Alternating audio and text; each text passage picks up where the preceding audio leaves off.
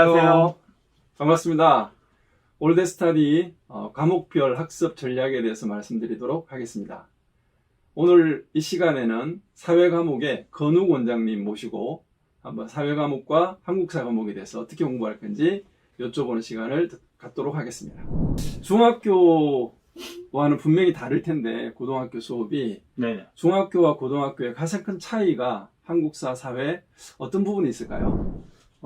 중학교는 아무래도 초등학교 교육에서 조금만 이제 확대되어 주로 암기, 개념 중심의 한국사를 묻는 단편적인 지식을 요구하는 그런 수업이고 또 실제로 시험도 그렇게 진행이 되는데요. 고등학교는 한국사가 수능은 쉽게 출제가 된다라고 아이들이 생각하지만 내신은 상당히 깊이 있는 통찰력을 요구하고 그리고 통사적인 개념 그리고 특히 아이들이 제일 힘들어하는 부분이 사료 중심으로 문제가 출제될 때 엄청나게 힘들어합니다. 그래서 중학교와 고등학교는 레벨 차이가 상당히 크기 때문에 미리 준비해야 되는 상당히 어려운 부분이 있습니다.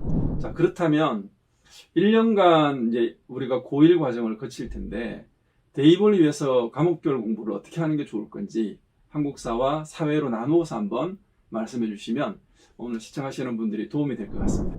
1년 동안 내신을 위해서 한국사나 특히 한국사가 그렇죠. 이제 필수 과목이니까. 그런데 뭐 이런저런 뭐 이야기보다는 실제로 제가 가리키고 또 배출했던 아이들의 경험을 비추어 보면 1학년 때 정말로 힘들게 내신 준비하면서 한국사 준비했던 아이들은 솔직히 말해서 고등학교 3학년 때 따로 이렇게 뭐 학원의 도움이나 선생님의 도움 필요 없이 수능 준비를 편안하게 거의 100%가 편안하게 하거든요. 그렇기 때문에 1년 동안 한국사 내신 준비에 최선을 다한다면 수능에서 기본적인 3등급 이상은 충분히 확보되니까 1학년 때 정말로 윈터와 더불어서 잘해주길 바랍니다.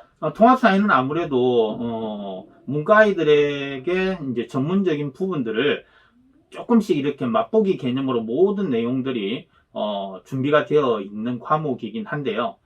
실질적으로 어떤 원칙보다는 학교별 내신에 좀 더 포인트를 맞추고 내신을 확보하는 부분이 절실하고 그렇게 준비를 한 친구들이 고등학교 3학년 때 선택 과목을 선택할 때 자기한테 맞는 과목을 잘 선택하기 때문에 1학년 때 통합사회 공부도 상당히 중요한 부분이 있으니까 미리미리 준비하는 게 좋다고 생각합니다. 예비고1 학생들 입장에서는 학교를 아직 어디로 배정될지 모르는 상태이긴 한데 학교별 내신 대비에 대해서 좀 궁금해할 것 같습니다. 중학교와는 분명히 다르니까 이 부분에 대해서 한번 우리 건욱 원장님은 이 동네에서 굉장히 경험이 많으신 분이니까 아마 이 부분에 대해서는 좋은 팁을 드릴 수 있을 것 같습니다. 예, 사실 뭐 이 부분이 사실 어쨌거나 교육을 하는 입장에서 또 학습을 지도하는 입장에서 상당히 좀 아쉬운 부분이 있긴 한데요. 사실대로 현실적인 부분에서 말씀을 드리면 학교별의 그 문제 난이도와 편차가 상당히 큽니다. 특히 이쪽 지역은 한영, 배제, 그리고 뭐 상일이 조금 그렇긴 한데요. 어쨌거나 이런 학교들의 문제들이 정말로 깊이 있고 또는 심도 있고 또는 사실 너무 변별력을 강조하다 보니까 너무 어려운 문제들을 많이 출제하기 때문에 이쪽으로 배정받은 학생들은 정말 매일매일 시험이라고 생각하고 준비해야 적어도 2등급, 1등급의 내신을 확보하는 그런 부분을 얻을 수가 있을 것 같아요. 그래서 특히 한영, 배제, 상일은 매년 조금씩 학교 선생님에 따라 다르긴 하지만 학교 전체의 어떤 포맷이 그렇기 때문에 그렇게 좀 준비를 해야 될 것 같고요. 공립고 같은 경우는 문제 난이도는 편안하지만 선생님들의 수준이 상당히 높고 교육적인 부분이 있기 때문에 정확한 포인트를 잡고 준비를 해야지 그냥 평이하게만 준비한다 그래서 예를 들어서 명일이나 선사나 이런 학교 성적이 잘 나온다고 절대 방심해서는 안 되는 그리고 특히 이쪽 강동 지역이 뭐 다른 과목보다도 한국사나 통합사회는 상당히 수준 있게 낸다고 미리 준비하시는 게 좋을 것 같습니다. 자, 그러면 우리 올드스터디 학원에서 예비고1 윈터를 지금 진행을 하려고 준비 중인데 예비고1 윈터 기간 동안에 이런 통합사회나 한국사를 다 끝낼 수가 있을까요? 혹은 어떤 방법으로 수업이 진행이 되는지 어떻게 보면 가장 중요한 포인트 같습니다. 그래서 이 부분 말씀 좀 부탁드리겠습니다. 네, 간단하게 말씀을 드리면 한국사를 잘하는 방법은 암기는 순간순간적이고 당장에 암기한다 그래서 실질적인 효과를 걷는 건 아니거든요. 그렇기 때문에 한국사는 전체적인 역사 흐름에다가 큰 틀로 거시적 관점에서 아이들한테 큰 틀을 잡아줄 거예요. 그러면은 나중에 아이들이 그 틀에다가 자기가 암기로 모든 걸 끼워 넣으면 되는 그런 부분들이 될 수 있도록 그렇게 준비시킬 거고요. 통합사회는 개념으로 풀 수 있는 문제는 최근에는 출제하지 않고 실질적인 응용 문제들이 많이 나오기 때문에 자료라든지 도표라든지 이런 부분들에 대한 공부를 좀 많이 시켜서 많은 자료들을 보면서 좀 실전 문제 해결에 미리미리 그러니까 예를 들면 기출 문제부터 미리미리 준비시킬 생각입니다. 예. 수업 시간에 수업 방법이 좀 궁금해할 것 같아요. 아무래도 그러면 원장님께서 수업하시는 그 수업 방법 중에 뭐 테스트도 있나요? 네네, 그렇죠.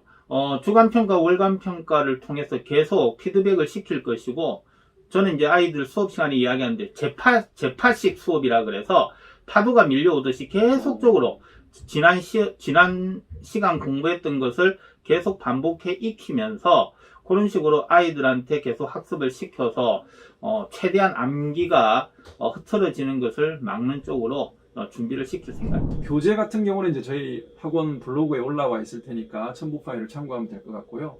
아이들마다 그래도 수준이 좀 다르잖아요. 중학교와는 다르게 처음부터 다 배우니까 뭐 공통으로 들어도 되긴 하겠지만 수준이 나누어졌을 때 어떻게 지도하는지 궁금합니다. 예, 한국사 통합사회는 이제 상위권 아이들은, 사실은 모든 수업 자체가, 저는 중상위권 이상의 아이들의 기준으로 수업을 진행합니다. 왜 그러냐 그러면 하위권 아이들이라 그래서 특별히 통합사회나 한국사에서 큰 차이를 보이진 않아요. 노력 이하기 때문에.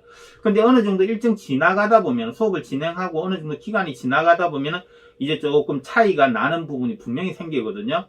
그래서 그럴 때 우리 하위권 아이들은 따로 제가 서브노트나 이런 것을 따로 활용해서 보충이라든지 또 과제의 차이 이런 식으로 해서 아이들이 지치지 않고 갈 수 있도록 준비를 시켜줍니다. 자, 오늘은 이 시간에 저희가 준비한 내용은 사회와 통합사회와 한국사 예비고1 입장에서는 중학교와 비슷한 듯 하면서도 상당히 다르고 중학교 때에서는 100점이나 A를 받은 친구들이 고등학교에서 4등급, 5등급으로 떨어질 수 있는 가능성이 높은 과목들에 대해서 한번 다뤄봤습니다.